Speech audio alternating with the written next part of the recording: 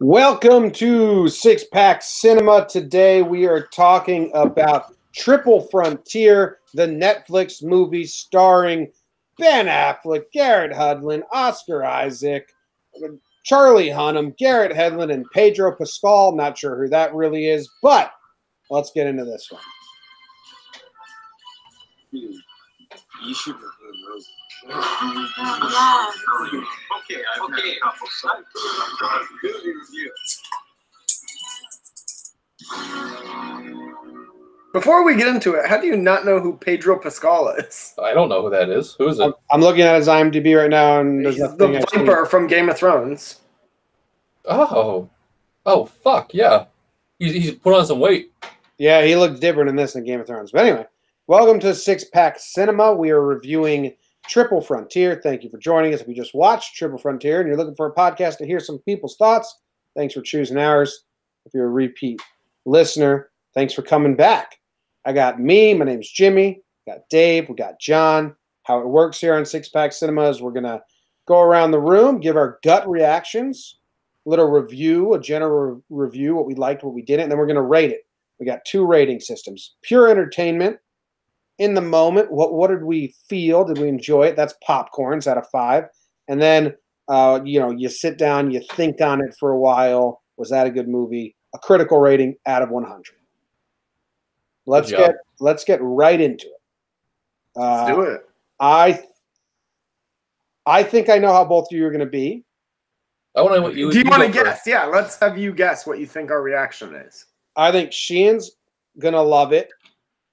And I think Dave is going to say, it was all right, but there were some things. So, John, what are you? Okay, I liked it. I liked it a lot. But I'm not willing to die on this hill. I'm not going to be all like, it's the best movie ever. It wasn't. It was straight enjoyable. It was a popcorn movie for me. Critical, not so well. But I will tell you right now, it lost a full popcorn, making me watch Ben Affleck die. That was probably my favorite part. No, no, it wasn't actually. No, but you're right. It was a perfectly decent movie. It just it wasn't good and it wasn't bad. Yeah, I think it had some tonal problems too. It wasn't quite sure what it wanted to be. I'd agree with that. Do you guys know what I'm going to think about this movie? You loved it. I think you surprisingly liked it. I loved it. I think it's good, critical, and popcorn. I think this is a great movie. I think this is one of the better movies Netflix has put out. I felt like I could have been in a movie theater watching. Yes, I agree with that. If this was released in a theater, I think it would have done well. I feel like you're in the minority here, though.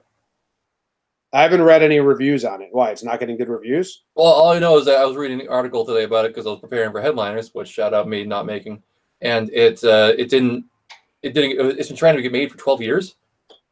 Kept falling out. A ton of movies that happens. Yeah, that's normal. No, I understand that, but it was haphazardly put together, I guess. Which I didn't see it that way. I didn't. Wait. Fun fact: the leads originally were supposed to be Tom Hanks and Johnny Depp, and then it was Tom Hanks and Will Smith. Oh, I like the cast here. Yeah, the cast. Yes, was this cast I think was the best. They were all good to great actors. And they had great chemistry, which is all I really want from an ensemble adventure movie like this. Yeah, so I really liked it, but I got issues with the, I don't know why you call it pacing, but I got about an hour into it, I was like, oh well, what bad's gonna happen now? And then it happened, this is something else bad that's gonna happen now. At no point did I ever think that this was gonna end up happy for anybody. So I guess the suspense was a little bit I wish they had a little bit more suspense for me. That's my only complaint, really. I thought the first 45 minutes were very, very good, up through the entire heist. And then as soon as they leave, I think it takes a nosedive until the mule dies, and that's a high point, and then it goes back down, and then after Ben Affleck dies, it picks back up. No. You need okay. That's my personal preference is getting in the way, but Ben Affleck being in a body bag, being dragged around, I was like, that's just not a good use of Ben Affleck. At least they didn't leave him there. Yeah, I know.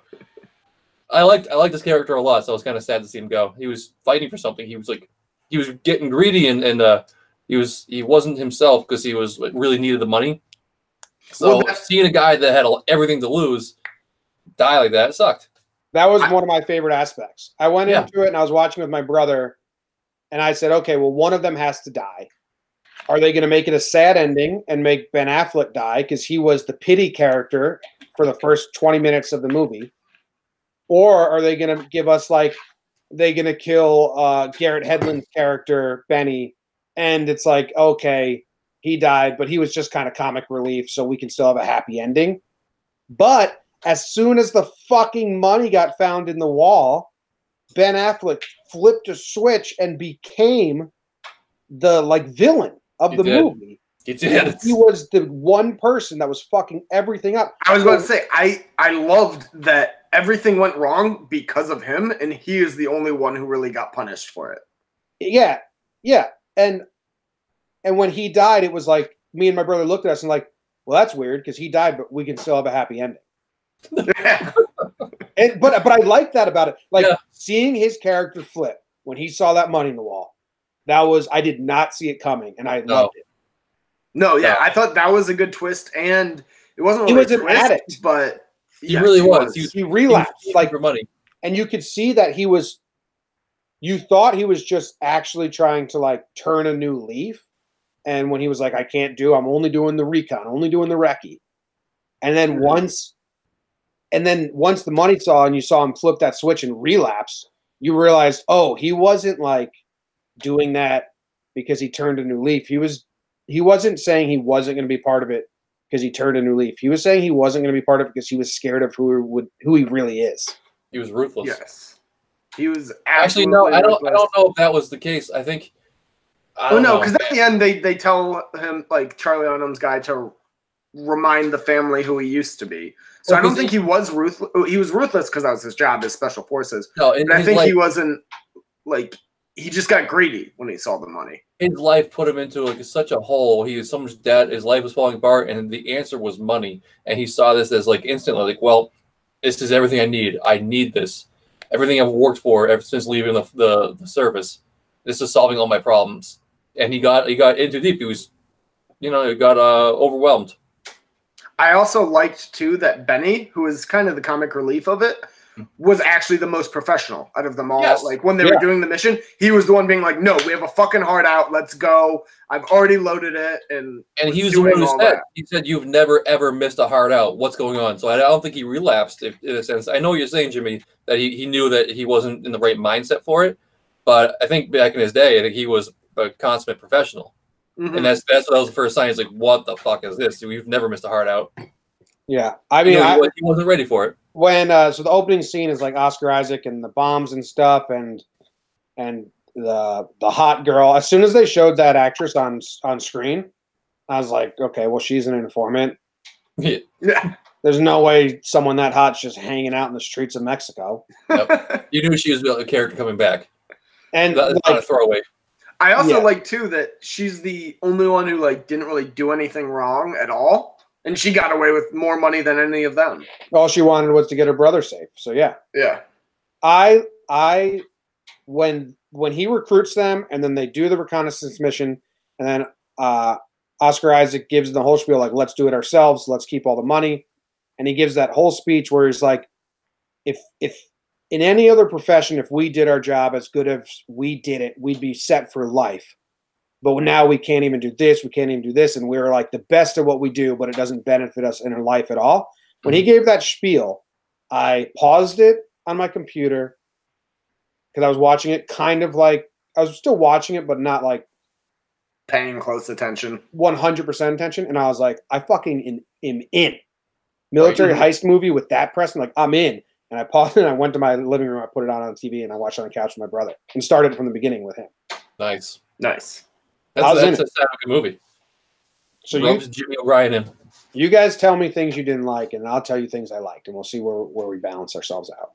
Oh, I have much more things that I like. I thought it was very stupid that they knew they were overweight and didn't try and set down some of the money, leave some people to guard it, carry half over, and go back and get the rest of the money.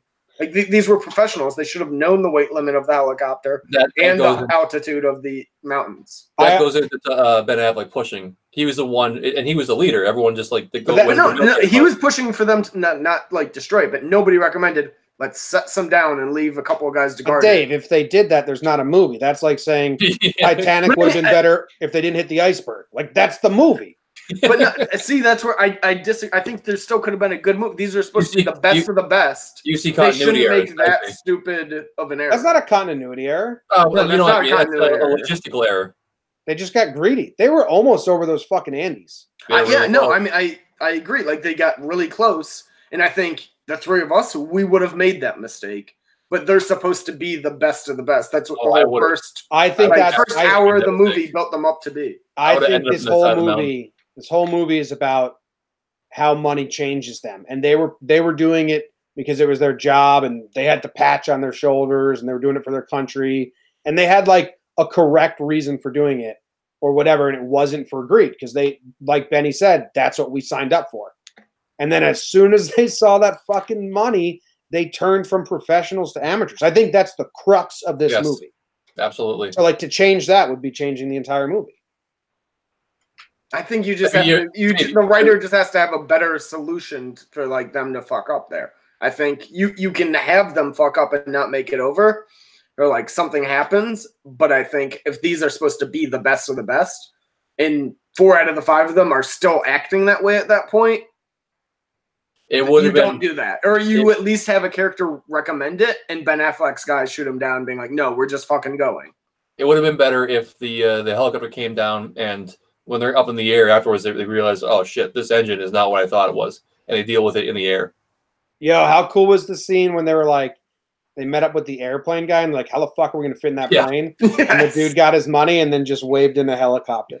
That was great. I love that move. But that was awesome. But the scene that just floored me, it just was the what we're just talking about, the helicopter not making it over the mountain. And they're like just distressed in there. They're throwing bags out of the back of the plane. I love that scene so much. Great directing. I looked at my brother and I said, the heist scene went perfect. No, I like the heist scene because it was. No, but it paled in comparison to this. Well, I think that was interesting because the heist scene is supposed to be the intense, crazy scene, and it wasn't. And it was just a helicopter trying to make it over mountains that had me on the edge of the seat. Like I thought that was really interesting directing choice. Like, no, the heist is going to go perfect. They actually got it perfect because they were so good at what they did at planning. That was awesome. But they just didn't plan for their own. That helicopter scene was edge of your seat. Like, oh my god, what's good? Are they going? 20 pounds for days. It was amazing. The scenery of this movie was fucking beautiful. Like it went from inside the mansion, the jungle, over the Andes in the helicopter. All of that cinematography was fantastic. Then crashing in the little jungle land in the little village, walking in like the desert kind of, and then along that mule path. And then eventually we went to water. We went to jungle again. It was cool. It was like really, really scenic. For sure. I think that was probably the strongest aspect of the movie was how well it was shot and just the scenery in general. Great. Also, Ben Affleck's acting. I liked. Let me see if I have anything in my notes because I have blanking. Using many different environments. I like that. The mule falling off a cliff was wild. That was what? I love that fucking. And then the cash just fluttering about. And then it was like you didn't know what to be upset about first, and it was like the money, the fact that they almost died. It was the mule dead, and it was just like everyone, each character, like coined in on a different aspect of it. It was perfect, but brutal to watch. That poor mule. It's not real, but I mean, it is. I have a question for you guys. What do you think was going on inside Ben Affleck's head when they give the girl $3 million and he's like, after you had sex and you had, what's your real name? What did he tell you? And she says, he didn't tell me anything. And then she says, he told me you were honest. He says, why? And she says, I asked if you were going to screw him. Yep. And he said, no. And Ben Affleck had like a look on his face. I took it as Ben Affleck realized he was differing from who he was, and he was a loyal, honest guy, and now he's like kind of dipping from that, and he's not trusting anyone, and he's kind of being a renegade, and he's thinking about killing her, and that like made him like kind of contemplate or think all of that. But then in the end, he didn't change. So what note do you think was being hit there? Well, that's what they said. What he said? Yeah, is everything okay? He said no. I think that's what he meant. He's like, no, nothing's right with my brain or how I'm doing. Yeah. Oh no, I think he was just shocked that someone else would like. In his mind, he's the mastermind who did like the RICO with them, approved the plan, looked it over. And he's like, somebody else thought like I would be the traitor. Like, not that he was gonna betray them, but it threw him off, thinking like, oh shit, like they're having conversations without me. Because then also when they're hiking with the mules at first, and somebody's like, who shot first? And they kind of realize it was Ben Affleck, but don't say it out loud. And they're like, all right, well, we just got to watch ourselves. He's like, what the fuck does that mean? He thinks it's like another conversation they had without him. He was slowly realizing he was the problem. Yes. And like he couldn't dig himself out of the hole that he was the problem. But he was frustrated with the fact that he was the problem. But he couldn't stop being the problem. 100%. It was interesting. I liked that dynamic. I liked how only he died, and Ben Affleck said at one point when he was getting shot at, like, seems like he's obsessed with me, so I'll stay here. Yeah. And then they put it together. Like, it wasn't the fire. He's been following us since the village. He just wants to kill him. I was like, oh, okay, that makes sense. I thought, at one point, that this movie was going to be somehow, I didn't think this was actually going to happen, but I thought it'd be interesting if somehow they're stealing the money, right?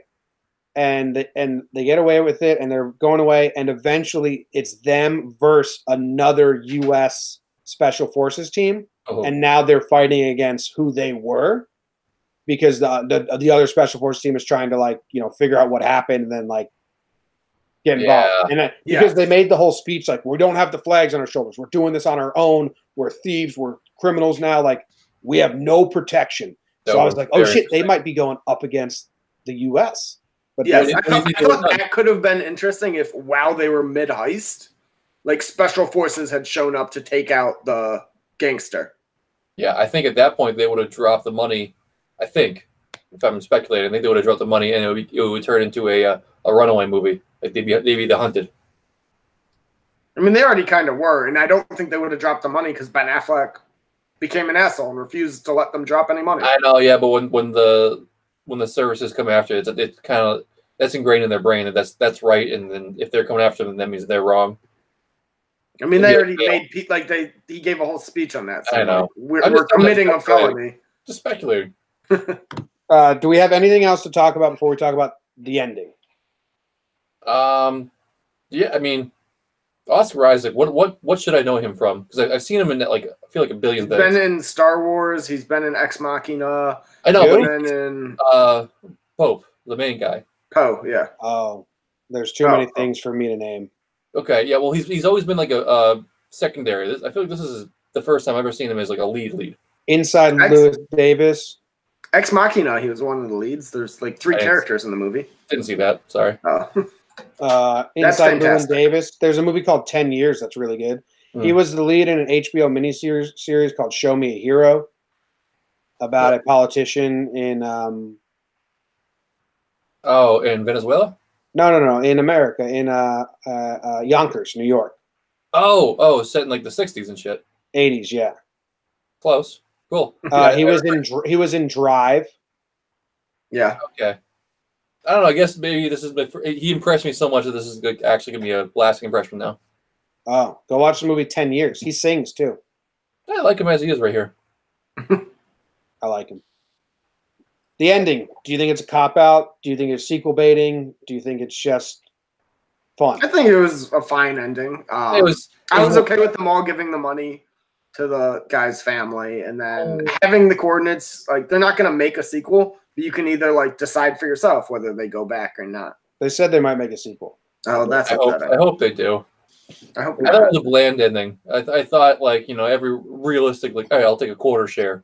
You're not walking away from the table completely. Nah, dude, the whole thing was that they did all their skills were not for money. They were for the reason they were for, and money fucked everything up. So they wanted no part of it. That was the whole movie. I Yeah, loved it. that's the I whole know, purpose. And but if they I'm go saying- back for it now, like it kind of cheapens it. But like that's why I like the ending because it lets you decide whether they go back for it or not. Oh, Well, Oscar okay. Isaac totally goes back for it. He's like He's like, gonna be if they make a sequel, he'll be the Ben Affleck of that. he's Or- Nick Cage in National Treasure. Like he needs to be on the hunt at all times. What about this? What if they ended it like 5 minutes earlier, and the three guys say, "All right, put mine into the trust, into the trust, into the trust," and they walk out, and the camera shows Oscar Isaac's face in black. You don't get his answer, and you think, "Oh, did he or didn't he?" I think I don't care enough to like. It's It still would've been- millions of dollars that like that family's getting. I'm just saying it would have been interesting. Like, oh, that's the dilemma. What would you or wouldn't you? No, 'Cause I I like. don't think I would. I think I would keep. I like At least I half. like the coordinates because I was like, oh, that's cool. I actually Mhm. told my brother asked like, how do you think it's going to end? And I said, they're going to end up with no money, but then one dude's going to pull out like a stash of something he had in his like pants or like cargo shorts, and then they're going to be like, okay, and have like cheery music as they all walk away. And it was basically that when it happened, we were like, oh my god, what kind of that? I'm surprised they didn't load up the body bag with more money. That would have been maniacal, but awesome. You're right. No, but like with That's a Ben great Affleck's point. body in it, like just put extra money in there with him. That's a great point, Dave. That's an excellent point. I thought the weakest part of the movie was the chase at the end. Well, yes and no. I mean, they knew going into it was a kindergarten army. See, I like that. That like they could have easily wiped out everyone and not been in any danger. Yeah. But because they were kids and they realized how badly this whole mission had like fucked them all up and like gone off the rails, they're like, no, we're not going to hurt them. Yeah, they went back to their roots because they necessity. They had to. Yeah. Any Again, point- like after Ben Affleck was killed and like he was the negative influence kind of R.I.P. on the mission, they were able to go back to their training and their like standards. How Oh, yeah. about how quickly they killed the Narcos bodyguards on the heist? It was like a video game. Yeah, that It was really awesome. was. That's how it's showing how awesome they were at the job. Also, gotta give credit because it would have just been a whatever line, but with the news lately, when they said, tell your daughters to stop studying, daddy's gonna buy their way into Harvard. Yeah. That was awesome. I did pick up on that. I was like, oh, That was perfect timing. Perfect time. All right. I mean, let's go into ratings unless you guys have anything else to I say. got one more thing, guys. At one point, actually, I know exactly the point where I thought when Ben Affleck saw a bullet go through his head, I thought at that point, I was like, oh, cool, everyone's dying. Everyone's dying somehow. Would that have been like so satisfying for you? No, but I expected one more to die, though. I didn't. I said from the beginning one was going to die, and it's going to be a happy death, or it's either going to be a death that ruins it and it's sad, or you can get over it. And they made it so we can get over it. Also, until they made it to the boat, I didn't think they were making it out alive. I really didn't. I like the twist that none of them betrayed each other. They Yeah. were still brothers throughout the whole thing. Because I feel like in all these heist movies, there's always like one guy who betrays them. Mm-hmm. And they kind of give you a hint like it could be Pedro Pascal because he has like a coke problem and it's really fucking up his like job. Yeah. All right, let's go to ratings and reviews, where I'm going to be higher than you guys. So, Ooh, wait a minute. Wait, you got to think of our baselines here. We might be even. okay, we'll see. Let's do popcorn first. I'll go first. I'm giving it a 5. I was hooked every single scene. I never wanted to turn it off. I was like having a fun game guessing what was going to happen, and I want to go skim through it on Netflix again and watch the scenes I liked again. So Sweet. I'm giving it a 3.5. I liked it for the most part, but like I said, there was a couple of points after the heist where it kind of dragged, so I had to take some points off for that. I am standing by my original statement. I need to take one popcorn off, and it's going to be a 4. I loved it, but once Ben Affleck died, for me, it felt like, ugh. Sweet. What's that average out to? a 4.2. All right, so 4. Is it 4.2 or 4.25? 4.2. Okay, so it's a 4. It's a 4. It's perfectly good for this movie, I feel like. I think it's fair. Yeah, it's fine. It's fine. Okay. Critical. I'll go first. I'll set the standard. I'm giving it a. And I thought about this, and I went and looked at my sheet to compare it to other movies that had given similar scores. I'm really excited about this. Oh, I forgot to do that. So we should do that after we all give our scores. I am giving this movie a 90. Whoa! Oh, That's that's outrageous. By your own standards, you're telling me this movie deserves to be nominated for an Oscar. You can never trash Mission Impossible again. No. We're not talking about that. We're not talking about that. Cinematography? Yeah. Wow. I mean, I liked it, but I mean, this is like your fifth 90. God. Yeah, my other 90s are A Quiet Place and Christopher Robin. This is your third? No, I have like a couple 93s. I have Mudbound, Lady Bird, Stars Born. You can never trash Mission Impossible again. Well, he can. But I've never seen Mission Impossible. I've never trashed it. This was better than Mission Impossible. Not even close. Critically, yes.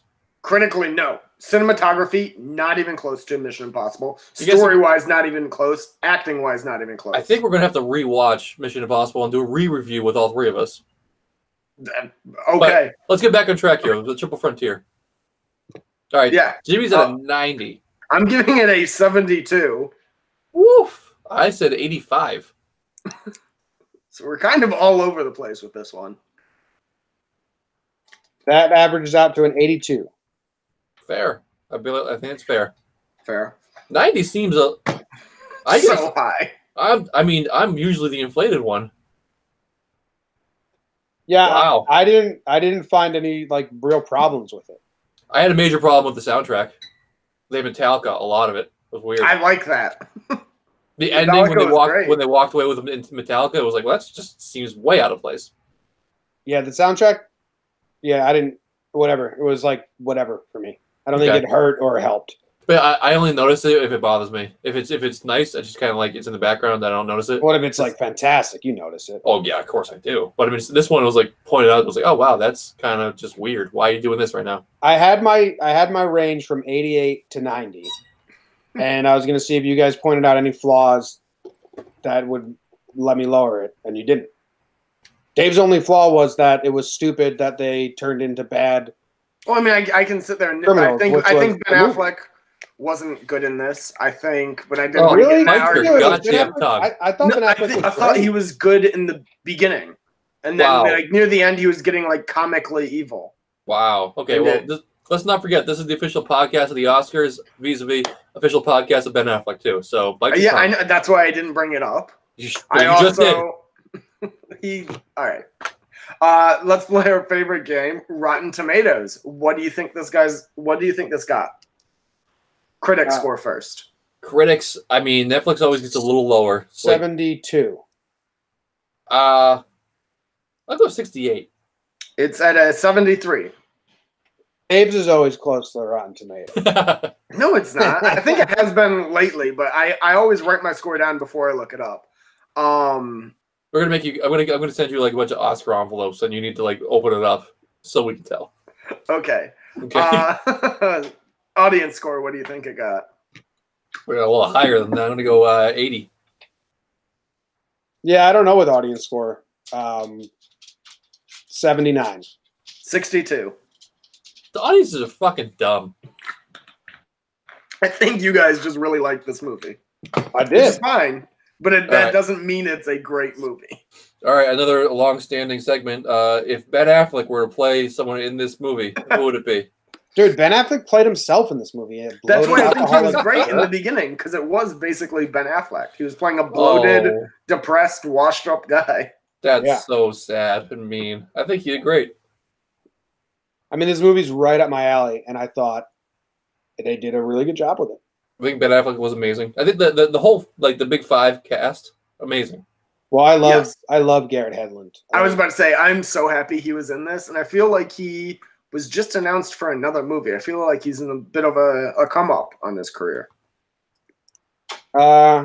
He's in Tron. I guess most people know him from Tron. Oh yeah, That's the first thing I saw him in. But he was also great in Mudbound. Mudbound, yeah. Oh yep.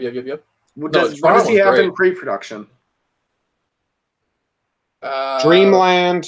A teenager's adventure as a bounty hunter takes an unexpected twist. Sure, it sounds good. Dirt music. That sounds terrible. Dirt music? Yeah. Before we sign off or do anything, can we just talk? What do you think Triple Frontier meant? It was They had to on fight- the. Sorry, Wait, they I had know. to- I know the actual answer. All right, well, let's see if I'm right. They had to fight in the war, then they had to fight at home, and now they have to fight on the heist. Three frontiers. No, the drug dealer's house was right near the border of 3 different countries. Like they had to go through 3 different countries to do the heist and escape. I like mine so much Yeah, more. Jimmy's is way better than that. Maybe it was a double entendre. Yeah.